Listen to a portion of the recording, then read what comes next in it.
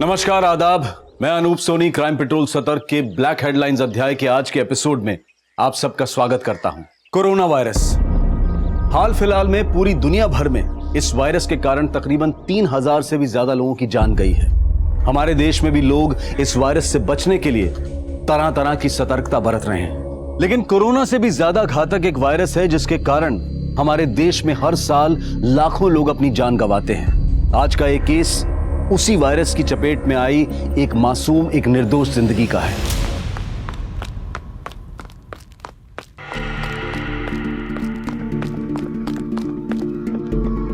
उषा, धीरे दौड़ो, गिर जाओगी। धीरे। तू क्या होता है संगीता?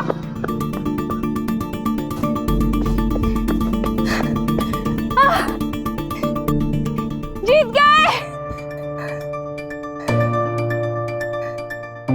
फिर जीत गए हम।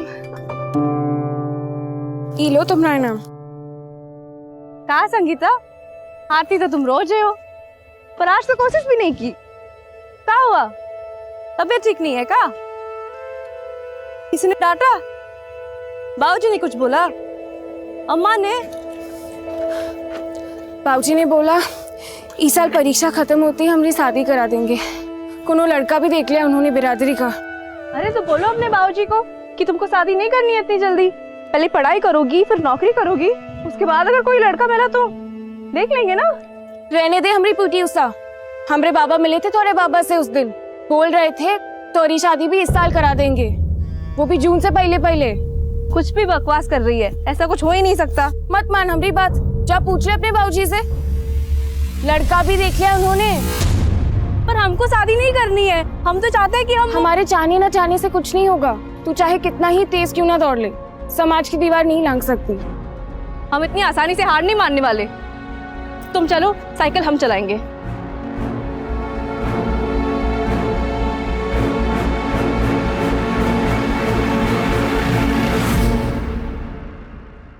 क्या हाल है बंसी? राम राम मालिक। चाय पियोगे? नहीं नहीं मालिक। गोपाल, क्या सुन रहे जी? तुम लोग जानवर का लाश उठाने से मना कर दियो। हड्डियां बूढ़ी हो चुकी है मालिक, वो अपना बोझ तो उठता नहीं है, तो जानवरों का कहाँ से उठाएंगे? और हमारे बच्चे तो ये सब काम करने से साफ मना कर चुके हैं मालिक। बच्चे कुछ ज्यादा समझदार हो गए हैं तुम्हारे। बोझा नहीं उठा सकते, झाड़ू तो उठाओगे, नालियां साफ करोगे ना? हाँ हाँ मालिक। मालिक 30 रुपए में पूरा नहीं पड़ता है।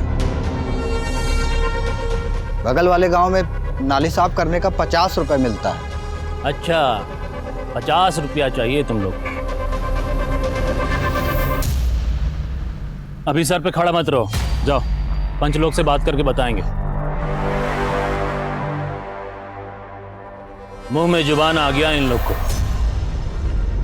कुछ करना पड़ेगा। क्या कहते नेताजी, 50 रुपया देंगे? बोले हैं कि देखेंगे, अब कि नहीं दिए ना तो काम छोड़ देंगे। 50 रुपया नहीं देंगे ना तो फिर हम सब मिलकर काम छोड़ देंगे। चलो मनोहर भैया, हम चलते हैं। रात में चौधरी के खेत की रखवाली करने जाना है। कहाँ बंसी भैया, दिन में खेत मजूरी, रात में रखवाली, थकते नहीं है तुम? 3 बेटियां हैं भैया, दिन रात काम नहीं करेंगे तो कैसे पालेंगे पोसेंगे, कैसे शादी ब्याह करेंगे? चलो अच्छा हम चलते हैं। हाँ भैया हाँ।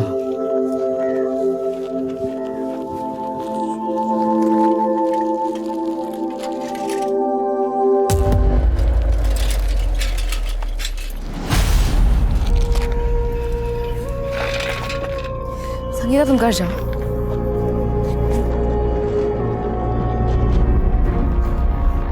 हम शादी नहीं करेंगे, हम बता देते आपको। हमको पहले पढ़ाई करनी है, फिर नौकरी करनी है। हमने पहले ही मना कर दिया था ना आपको शादी के लिए। लेकिन हम मना नहीं कर पाए, अच्छा रिश्ता सामने से आया था, कैसे मना करते? तो अच्छा खासा दहेज भी मांगे होंगे, कहाँ से देंगे इतने दहेज? हाँ, वो हम देख लेंगे। तुम्हारी 2 बहनें और हैं, तुम्हारी शादी हो जाएगी ना तो हमारा बोझ बोझ कम हो जाएगा ना हमारे जाने से। बाबूजी आप फिक्र मत कीजिए, अब से ना ज्यादा बोझ नहीं बनेंगे हम आप पे।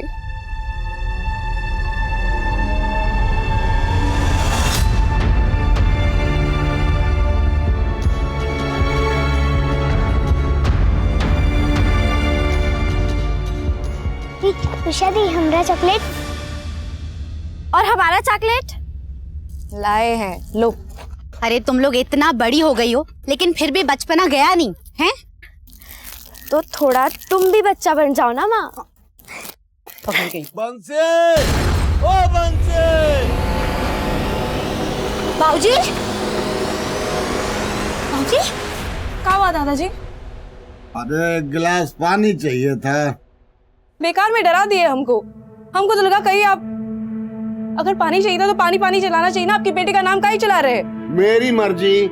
वैसे कोई बताएगा एक गिलास पानी के लिए पूरी मंडली क्यों जमा हो गई यहाँ? अब कोई पानी भी देगा या नहीं? ला रहे हैं।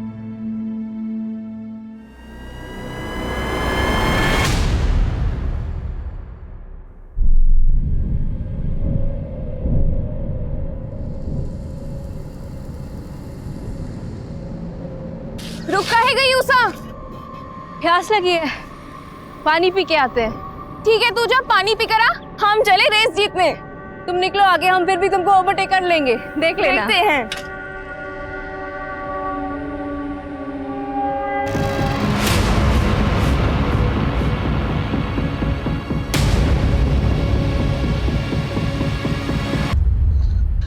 संगीता बेटा, हमको लगा कि उषा तुम्हारे साथ है। गलती हो गई चाचा, हमको लगा उषा को शायद कोई काम आ गया होगा, इसलिए वो रेस छोड़कर निकल गई। अच्छा। हमने तो सोचा ही नहीं कि वो ऐसे घर लौटेगी ही नहीं। अरे का हुआ बंसी, इतनी रात को कहाँ जा रहे हो? कुछ खो गया का? ओ भैया, हमारी उषा बिटिया ना कहीं। वो हमारी उषा बिटिया की पायल खो गई है, तो वही हम लोग ढूंढ रहे थे। अब इतनी रात में तो मिलेगी नहीं, सुबेरे ही ढूंढना पड़ेगा ना। चलो मीरा, चलो। आप झूठ काहे के लिए बोले? तो क्या कहते हैं? हमारी लड़की गायब हो गई है, मिल नहीं रही है। अरे कितनी बदनामी होती, लोग काका बातें बनाते, समझ रही हो तुम? लेकिन चाचा, आप उषा को ढूंढेंगे कैसे?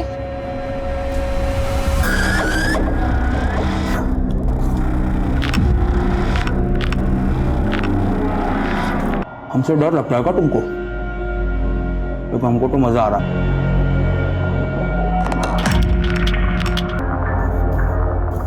कार्यक्रम का शुरुआत तो हम करेंगे।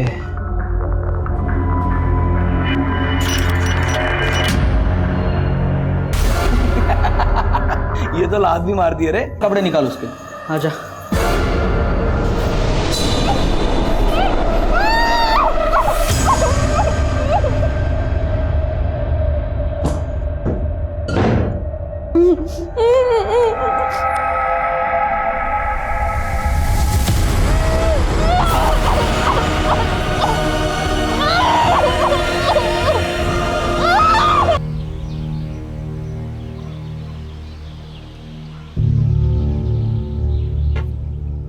दो दिन हो गया, अब बहुत हो गया। अब हमको पुलिस को बताना होगा उषा के बारे में। लेकिन बाबूजी, जरा सोचिए कितनी बदनामी होगी इन बच्चियों के लिए। तो बंसी, नालियों का कचरा साफ कर करके तेरे दिमाग में भी कचरा भर गया है। तेरी खोखली इज्जत बिटिया की जान से बढ़कर है। तो बैठ, हम जा रहे हैं गांव वालों के साथ थाने। बैठा रही है तू।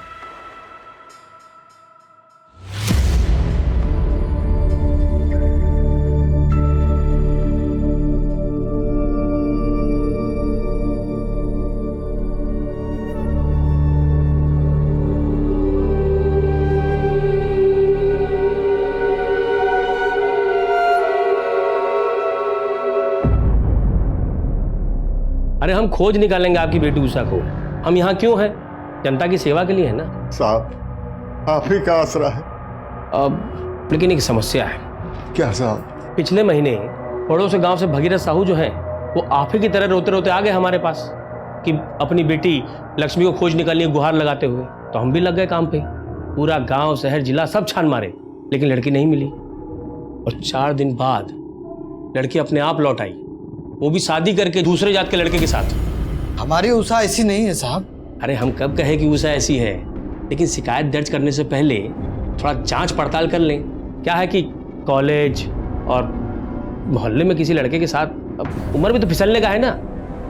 फिर भी आपको अगर शिकायत कराना ही है तो हम तो यहाँ पे हैं ही, आ जाइएगा।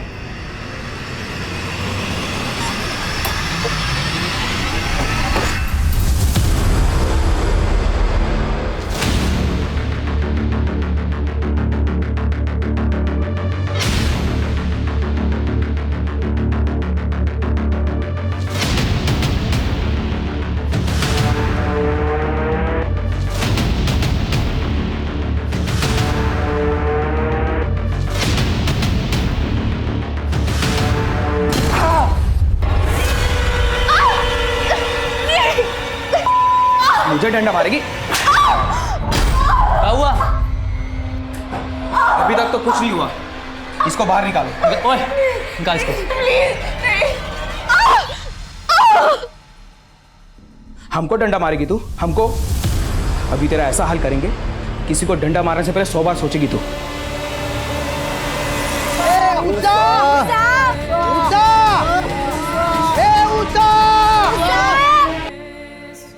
देखिए, शिकायत तो हम दर्ज कर लेंगे, लेकिन इतना बात याद रखिएगा कि जब हम आपकी भागी हुई बेटी को उसके पति समेत सौंपेंगे ना, तो समझ में नहीं आएगा कि बेटी की मिलने की खुशी मनाए कि इज्जत मिट्टी मिलने का शोक।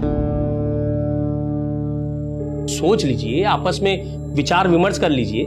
अगर फिर भी लगता है कि रिपोर्ट लिखाना ही है तो आ जाइएगा यहां पर, हम यहीं हैं जनता की सेवा के लिए।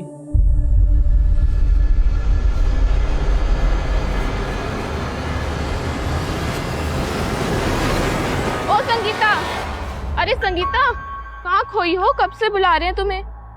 कुछ नहीं, दिमाग में ऐसे ही कुछ चल रहा था। अच्छा, उषा का कुछ पता चला? नहीं। तुमका क्या लगता है उषा कहाँ हो सकती है? हमको कैसे मालूम होगा? हमसे काहे ऐसे सवाल कर रही है? अरे हम तो बस पूछ रहे हैं। उषा इतनी अच्छी दोस्त है तुम्हारी, उस दिन तुम ही थी उसके साथ। हमको तो लगता है पुलिस ये सब सवाल करेगी। पुलिस? क्या कह रही है तू? हाँ, हम उसके साथ थे, इसका ये मतलब तो नहीं कि हमें सब पता होगा। तू भी ना कुछ हो बात करती है, हमें तुमसे बात ही नहीं करनी है। हटो।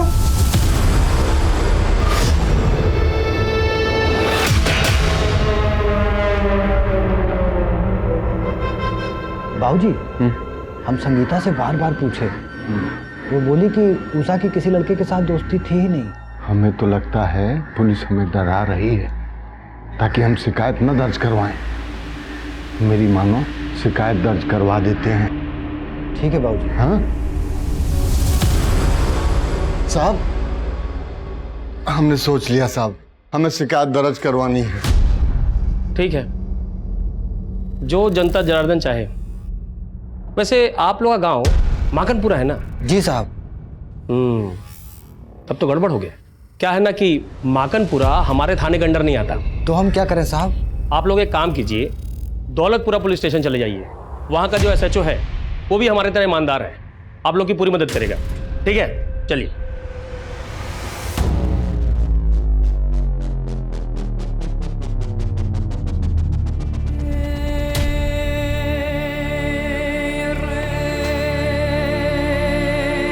बाबूजी, हम मनोहर के साथ दौलतपुरा पुलिस स्टेशन जा रहे हैं, रपट लिखा के ही आएंगे।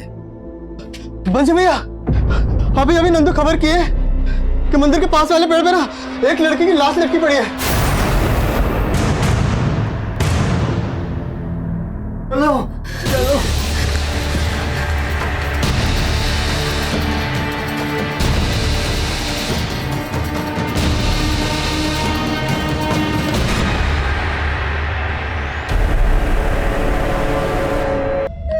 दस्तखत करो इस पे और ले जाओ लाश को अंतिम संस्कार के लिए। केस खत्म हुआ। इतनी जल्दी कहाँ इंस्पेक्टर?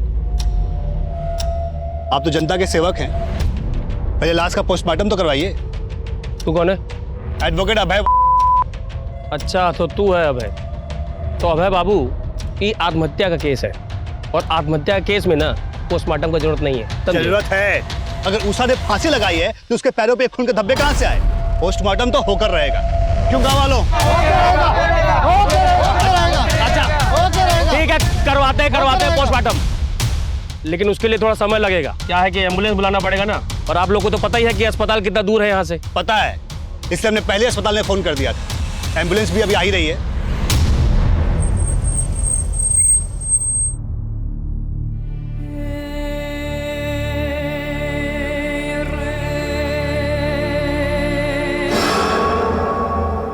गणेश प्लीज, तू भी जा साथ में।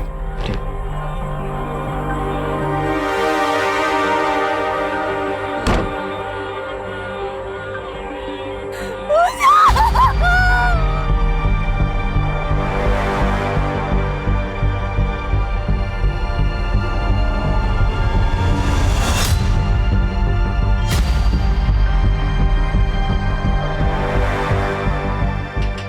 चाचा जी साइन कीजिए, बॉडी लेके जाइए। अरे FIR रजिस्टर किए आप लोग अभी तक? पहले FIR रजिस्टर कीजिए, तब जाके साइन करेंगे ये। कौन बात का है भाई यार? हाँ, पोस्टमार्टम रिपोर्ट में साफ लिखा है कि उषा ने खुद को फांसी लगाया। उषा का बॉडी हम भी देखे हैं, उसका चेहरा पर और बॉडी पर चोट का निशान था। खुदकुशी नहीं की है। दिखाइए पोस्टमार्टम रिपोर्ट। ये पोस्टमार्टम रिपोर्ट कोई पब्लिक प्रॉपर्टी नहीं है जो देखेंगे आप। चलिए जाइए यहाँ से, नहीं वो हल करेंगे, यही भर्ती होना पड़ेगा आपको। तमीज से बात कीजिए इंस्पेक्टर। दिखाइए पोस्टमार्टम रिपोर्ट, कहाँ रखा है छुपा के? नहीं दिखाएंगे तो यहीं खड़े हैं आप लोग। क्या जाते हैं यहीं? दिखाते कैसे आप लोग जाते हैं यहाँ पे?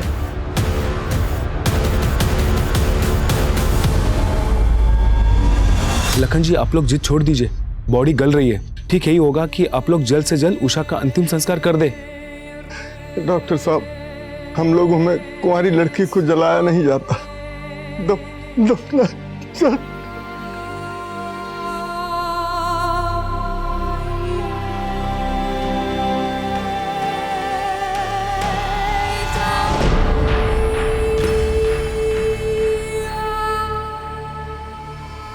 उषा को दफना दिया गया। ऑफिशियली देखा जाए तो उषा का केस क्लोज हो चुका था। पोस्टमार्टम रिपोर्ट कह रही थी कि उषा ने आत्महत्या की थी, लेकिन हकीकत कुछ और ही थी। उषा के साथ न सिर्फ बलात्कार हुआ था, बल्कि उस मासूम ने 4 दिनों तक अमानवीय यातनाएं भी भुगती थी। कौन थे दरिंदे और क्यों हुआ था उषा के साथ इतना भयानक अपराध? इन सारे सवालों के जवाब मिलने अभी बाकी थे, लेकिन सच की एक फितरत होती है कि उसे कितना ही क्यों न दबा दिया जाए, पर आखिरकार वो सतह पर आ ही जाता है। एडवोकेट अभय का वीडियो वायरल होने लगा था। सोशल मीडिया पर जस्टिस फॉर उषा के नाम से एक मुहिम शुरू होने लगी थी और इस मुहिम में बॉलीवुड के सेलिब्रिटीज भी जुड़ने लगे थे। अखबार, टीवी और सोशल मीडिया से इस कदर दबाव बढ़ा कि पुलिस को उषा के केस को फिर से रीओपन करना पड़ा। देखिए, हम ये केस क्राइम ब्रांच को ट्रांसफर कर रहे हैं और साथ ही इंस्पेक्टर दरबारी को इस केस की तहकीकात खत्म होने तक सस्पेंड किया जाता है। सर, किस ऑफिसर को ये केस अलॉट हुआ है? ऑफिसर आदिल खान को। ये वीडियो एविडेंस रिकॉर्ड से वायरल कैसे हुआ? सर, लोकल पुलिस थाने से लीक किया होगा किसी बेवकूफ ने, शायद पैसों के लालच में। उषा एक अच्छी स्टूडेंट थी, एथलीट भी अच्छी थी। 5 दिन बाद उसकी लाश मिली पेट पर लटके हुए। सबसे पहले हमें उषा का पोस्टमार्टम दोबारा करवाना होगा। सर, कम से कम ये तो अच्छा हुआ कि उषा की बॉडी को जलाया नहीं गया, लेकिन बॉडी का पोस्टमार्टम करने के लिए उसे फिर से बाहर निकालना होगा, पर इसके लिए हमें परिवार की मंजूरी लेनी होगी। बात करते हैं उसके घर वालों से। काफी मेडल जीते थे उषा ने। अब इन सब बातों का कोनो फायदा नहीं है साहब, हमें हमारे हाल पे छोड़ दीजिए। लाखन जी, मैं आपकी नाराजगी समझता हूँ। नाराजगी नहीं, गुस्सा है साहब, हम में गुस्सा है। उषा के जीते जी तो आप लोगों ने कुछ किया नहीं, अब उसके मरने के बाद उसकी कब्र खुदवा के काहे उसकी आत्मा को कष्ट पहुंचाना चाहते हैं? जब तक हम पोस्टमार्टम नहीं करवाएंगे, हमें उषा की मौत की असली वजह पता नहीं चलेगी, और जब तक वजह पता नहीं चलेगी, हम इस केस में आगे कैसे बढ़ेंगे? चाचा जी, उषा को इंसाफ दिलवाने के लिए हमें कोशिश तो करनी होगी। ठीक है साहब, हम तैयार हैं। लखन जी, मैं वादा करता हूं, इस बार उषा को इंसाफ जरूर मिलेगा।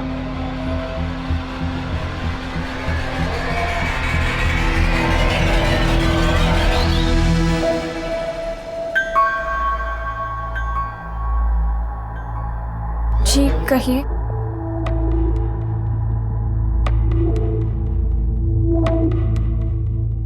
जिस दिन उषा गायब हुई थी, तुम उसके साथ थे। क्या हुआ था उस दिन? डरो नहीं, बोलो। उस दिन उषा और हम रेस लगा रहे थे। उषा पानी पीने के लिए रुक गई और हम आगे चले गए। बहुत देर तक जब वो नहीं आई तो हम वापस चले गए। वो वहाँ नहीं थी। पुजारी जी से भी पूछा, उनको भी कुछ पता नहीं था। हमको लगा कि वो घर वापस चली गई होगी, तो हम घर चले आए। तुम्हें किसी पे कोई शक है? उसका कॉलेज में किसी के साथ कोई झगड़ा हुआ हो या कोई एक तरफा प्रेमी? जी नहीं। अच्छा, हमें उषा की माँ ने बताया कि तुम उषा की सबसे पक्की सहेली थी, सच है? तो अगर तुम्हें कुछ भी याद आए या कुछ भी ऐसा है जो तुम हमें बताना चाहो, तो हमें जरूर बताना।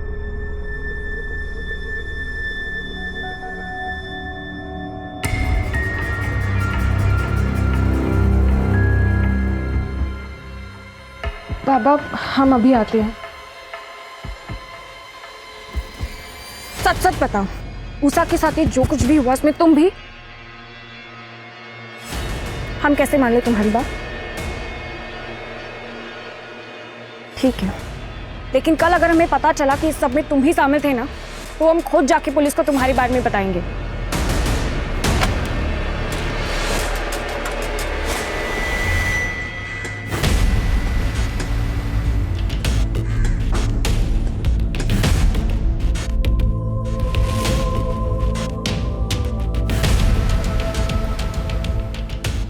मौत गले की हड्डी टूटने से हुई थी। तो क्या उषा ने खुदकुशी की थी? जी नहीं, मुझे तो इस बात की हैरानी है कि पहले वाली पोस्टमार्टम रिपोर्ट में इस बात का जिक्र क्यों नहीं हुआ। लड़की का प्राइवेट पार्ट्स बुरी तरह से डैमेज्ड है। उन लोगों ने इसको बुरी तरह से नोचा, यही उनकी हैवानियत नहीं रुकी। प्राइवेट पार्ट्स में कांच के टुकड़े मिले और उसकी छाती पर रॉड से वार किया गया। मतलब ये खुदकुशी नहीं थी? वो लड़की तो चलने की हालत में भी नहीं होगी। जरूर इस केस को आत्महत्या का रूप देने के लिए उन लोगों ने उसे फांसी पर लटका दिया।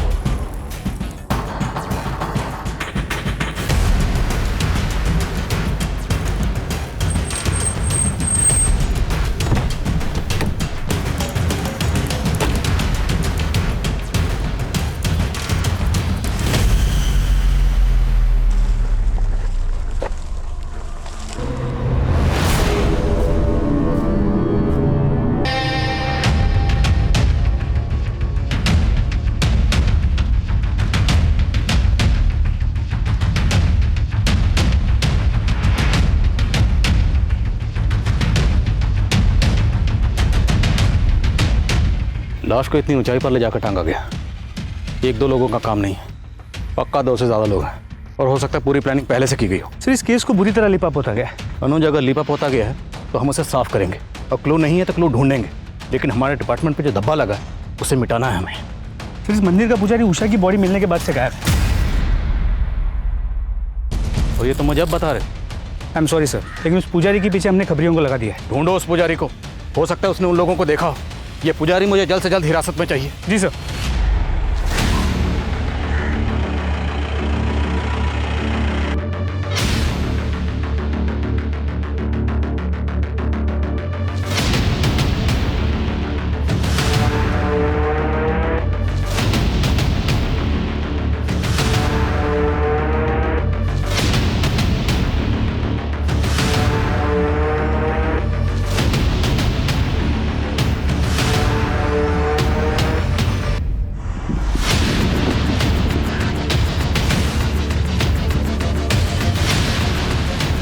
कैसा है भाई? सब बढ़िया रे बेटा।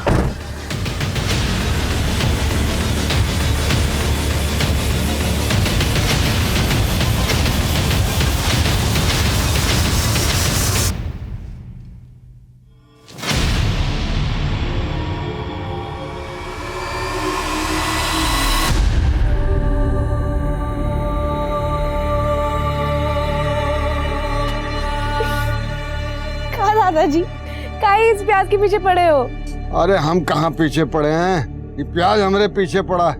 रुला दिया कम बखत ने। कहा बनाना है आपको, हमको बताइए, हम बता देते हैं। छोड़ो छोड़ो ये सब। अरे हमें अपने लिए नहीं, तुम्हारी माँ को अचानक नानी के पास जाना पड़ा और यहाँ बच्चियाँ भूखी हैं। अरे तो बुला लिए होते ना हमको, हम तो वैसे भी संगीता के घर पे टीवी देख रहे थे। अरे आप बैठिए, पूजा कीजिए, ये पेट पूजा का जिम्मा ना हम पे छोड़ दीजिए, ठीक है? जाओ।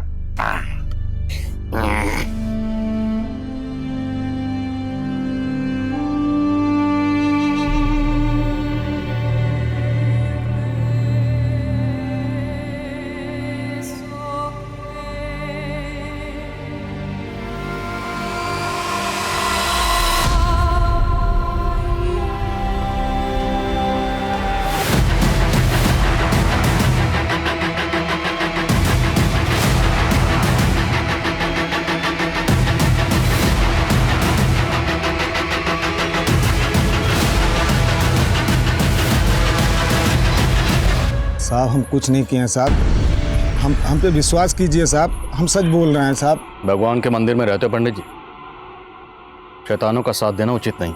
हम सच बोल रहे हैं साहब, हम कुछ नहीं जानते हैं साहब। तो चुप क्यों गए थे, भाग क्यों गए थे?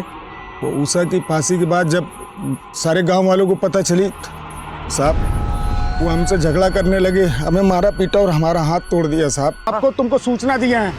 हम कैसा है? अरे कैसी बात कर रहे हैं साहब? वो उषा का फांसी का वीडियो हम ही बनाए।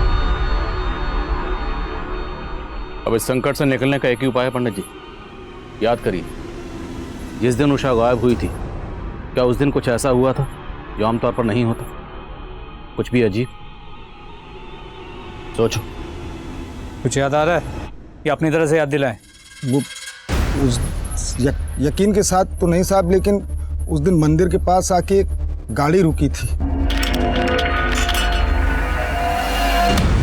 कौन सी गाड़ी थी? नंबर क्या था? अब नंबर तो नहीं याद है, लेकिन वो सफेद कलर की गाड़ी थी साहब। ये सफेद गाड़ी की कहानी सुना कि पुजारी हमें गुमराह करने की कोशिश तो नहीं कर रहा? मनोज, शक करने का तो बनता नहीं। अगर हम ये मान भी लें कि सारा कांड उस पंडित ने किया, तो पंडित इतना बेवकूफ़ तो होगा नहीं कि पहले रेप करेगा, मर्डर करेगा और फिर मंदिर के बाहर ही उषा की लाश को पेट पर लटका देगा और उसके बाद वीडियो बनाएगा। जी सर, और अगर पुजारी सच कह रहा है तो यही सफ़ेद गाड़ी हमें गुनहगारों तक पहुंचा सकती है। एक काम करो, आसपास के गांव के जितने भी पुलिस स्टेशन है सबसे कांटेक्ट करो। जितने भी हिस्ट्री शीटर इस वक्त बाहर हैं सबको राउंड ऑफ करो।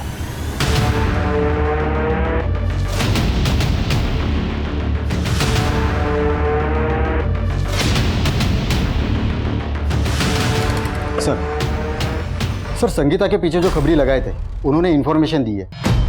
संगीता फोन पे किसी को धमकी दे रही थी और उषा के मर्डर के बारे में बात कर रही थी। संगीता से दोबारा मिलना पड़ेगा।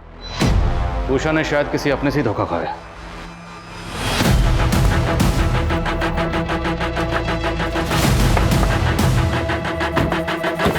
संगीता, हम चाहते तो तुम्हें थाने बुला सकते थे, पर हमने नहीं बुलाया क्योंकि हम नहीं चाहते थे तुम्हें कोई तकलीफ हो, क्योंकि तुम एक स्टूडेंट हो और उषा की सबसे अच्छी दोस्त थी। अब दोस्त थी तो ये भी चाहती होगी कि जिसने भी उषा के साथ गलत किया उसे सज़ा मिलनी चाहिए। चाहती हो ना? तो तुम्हारी मदद के बगैर हम उन्हें सज़ा नहीं दिला सकते। सब उषा का एक फ्रेंड था अशोक, हमरे गांव का ही लड़का है, हमरे साथ ही पढ़ता है। उषा और उसकी बहुत अच्छी बनती थी, है भी वो अच्छा लड़का।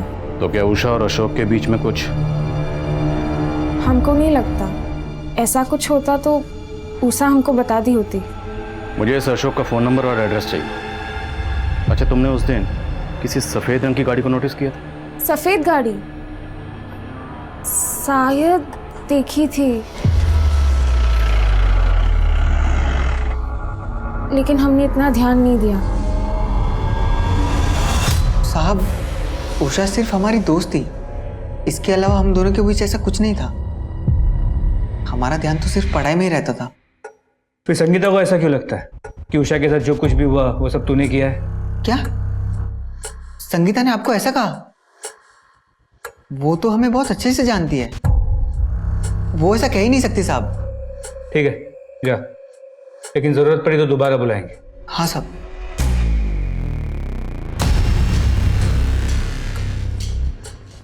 देखने से सीधा लगता है, लेकिन फिर भी नजर रखना।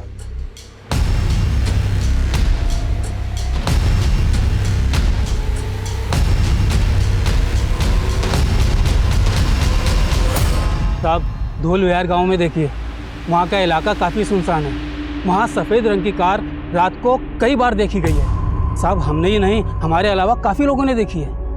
धोल विहार? हाँ। कहाँ पे है जगह?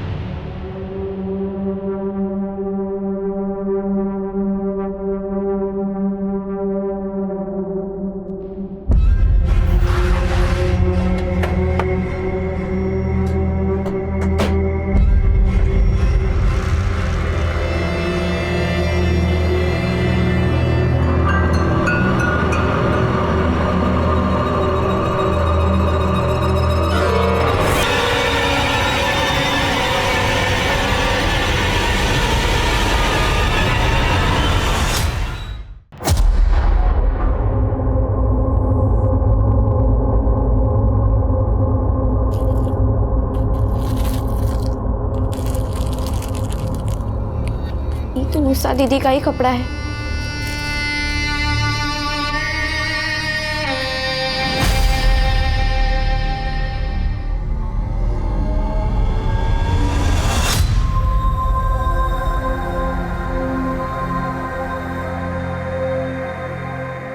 आओ बेटा आओ आओ दिखाएं। उषा तुम कहती थी ना कि चप्पल पहन के दौड़ना बहुत मुश्किल होता है, देखो हम तुम्हारे लिए कार लेके आए हैं। ये कहाँ से मिला आपको बाबूजी? अरे छोड़ ना, तू पहन। इसको पहन के ऐसा लगेगा जैसे कि हम उड़ने वाले हैं। इसीलिए तो तुम्हारा नाम उषा रखे हैं, पीटी उषा के नाम पे। जब तुम मैदान में दौड़ोगी ना तो सब लोग चिल्लाएंगे ऊषा ऊषा ऊषा ऊषा ऊषा ऊषा ऊषा। ये हमारी उषा का ही जूता है। सर एक लोकल पॉलिटिशियन है, त्रिलोक राजपूत। ये बंसी और उसके बिरादरी के लोगों से चिढ़ा हुआ था क्योंकि ये लोग दिहाड़ी बढ़ाने की मांग कर रहे थे। बुलाओ इसे थाने। सर तुम यहाँ क्या कर रहे हो? तुम्हारा सस्पेंशन तो अभी खत्म नहीं हुआ। खान साहब हम गलत नहीं हैं। हम माकनपुर के हवा पानी मिजाज से अच्छी तरह वाकिफ हैं। ये गांव वालों को तो ऐसे ही चलता रहता है।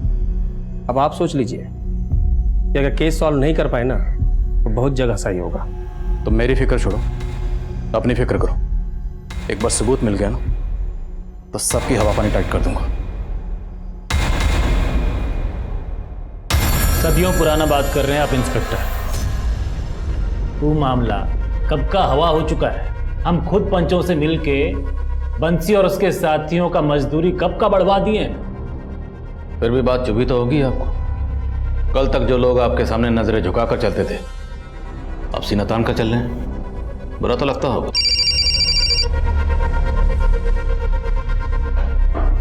जैन सर।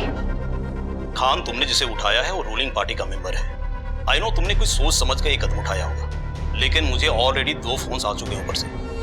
देखो, अगर तुम्हारे पास कोई ठोस सबूत है तो छोड़ो मत उसे, वरना फिलहाल के लिए उसे जाने दो और उस पर नजर बनाए रखो। सही वक्त पर उसे धर लेना। ठीक है सर। अब से जो भी गिरफ्तारी होगी सबूतों के साथ ही होगी। जय जाए चलिए नेताजी।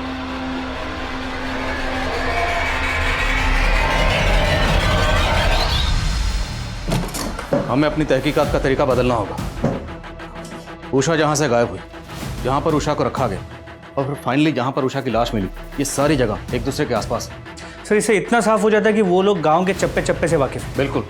जिसने भी ये कांड किया या तो इसी गांव के या फिर आसपास के गांव के। उषा के गायब होने से लेकर उषा की लाश मिलने तक जितने भी लोग इस गांव को छोड़कर गए सबकी लिस्ट बनाओ। और अगर कोई गांव के बाहर पैसा भेज रहा है और जरा सा भी शक है, उठाओ उसे। ये लोकल नेता त्रिलोक और हमारे डिपार्टमेंट के होनहार इंस्पेक्टर दरबारी, सब पर नजर रखो। सर।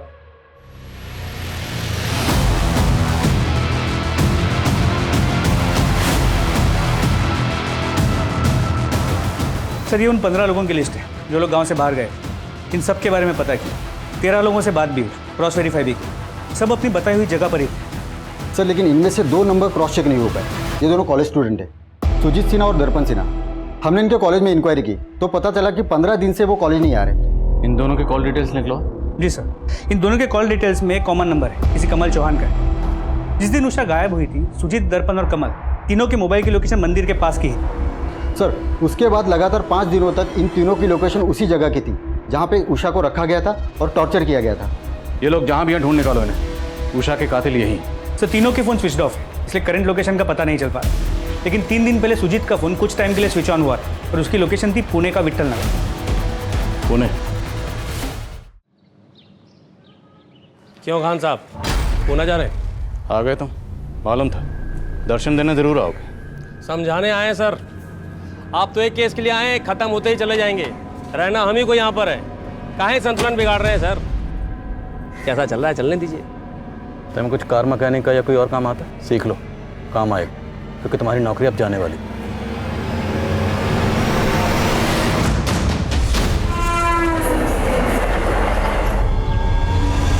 सर, सुजीत की लोकेशन इसी एरिया की है, विट्ठल नगर। आसपास के लोगों ने बताया कि उन्होंने सुजीत और उसके दोस्तों को यहाँ देखा तो है, मगर वो कहाँ रहते हैं, किस घर में रहते हैं, किसी को नहीं पता। सर, काफ़ी बड़ा एरिया है, करीब 50 बिल्डिंग्स हैं और हर बिल्डिंग में 60 से 70 फ्लैट्स। चूहे को उसके बिल से बाहर निकालने के लिए रोटी का टुकड़ा डालना पड़ता है।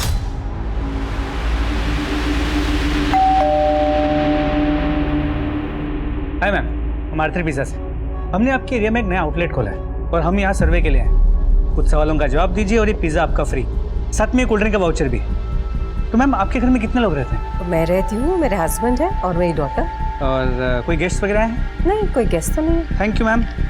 ये आपका पिज़्ज़ा और ये आपका कोल्ड ड्रिंक का voucher. Thanks ma'am. Sir, room number 409 negative.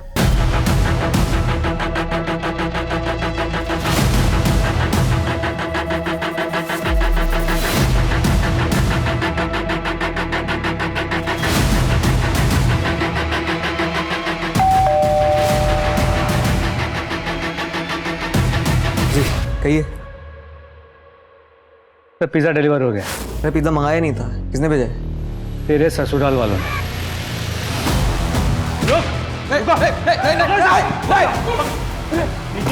बंदूक नीचे, बंदूक नीचे।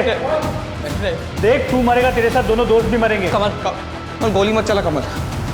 बंदूक रख दे नीचे, गोली मत चलाइए। ला दे, इसे हम सराहने के नीचे लेकर सोते हैं। चल। उषा को इतनी बेरहमी से टॉर्चर क्यों किया? क्या दुश्मनी थी तुम तीनों की उषा से? 3 नहीं सर, 4 लोग थे। चौथा कौन? अशोक।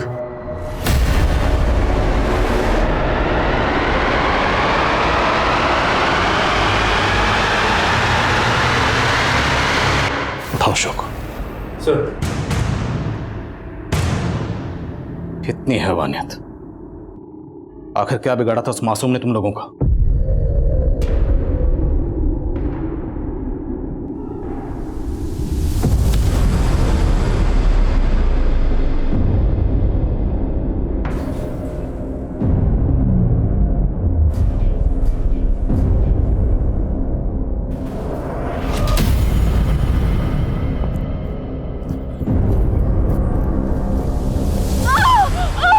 हाँ भाग रही थी। इतना आसान है काम समझना है? चल।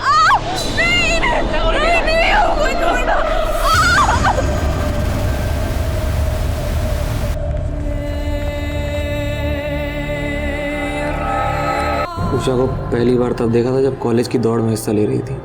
दौड़ तो ज़मीन पे रही थी, पर बिजली हमारे दिलों में दौड़ गई। उषा जैसी कोई थी नहीं दूसरी गांव में, चढ़ गई हमारी नज़रों में। लेकिन यह अशोक को उससे प्यार हो गया। मान ही नहीं रहा था, बहुत मुश्किल से समझाया और फिर बनाया प्लान, क्योंकि हम जानते थे उषा कब्र कहाँ होती है।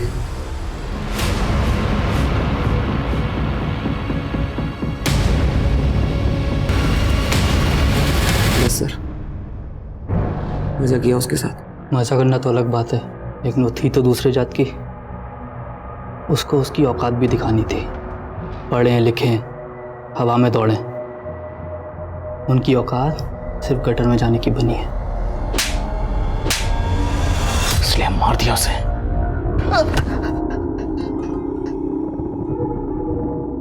उषा तुझे अपना अच्छा दोस्त मानती थी, अच्छी दोस्ती निभाई तूने। साहब गलती हो गई साहब। जिंदगी भर जेल में सड़ोगे, वादा है मेरा। अगर हमें एक समाज, एक देश के रूप में वाकई विकसित होना है, तो यह बेहद जरूरी है कि समाज के हर तबके को बराबर के मौके मिले, बराबर की सहूलतें मिले, तभी पूरे देश का विकास मुमकिन है। फिलहाल सभी अपराधी न्यायिक हिरासत में हैं। उन पर आईपीसी की धारा 363 के तहत अपहरण के लिए, धारा 376D के तहत गैंगरेप के लिए, धारा 302 के तहत हत्या के लिए और SC/ST एट्रोसिटीज एक्ट के तहत मुकदमा चल रहा है। अब मैं अनूप सोनी आपसे विदा लेता हूं। फिर मुलाकात होगी क्राइम पेट्रोल सतर्क के ब्लैक हेडलाइंस अध्याय में एक और नए केस के साथ। और याद रखें, क्राइम और आपके बीच में सिर्फ इतना फर्क है कि आप कितने सतर्क हैं। सतर्क रहें, सुरक्षित रहें। जय हिंद।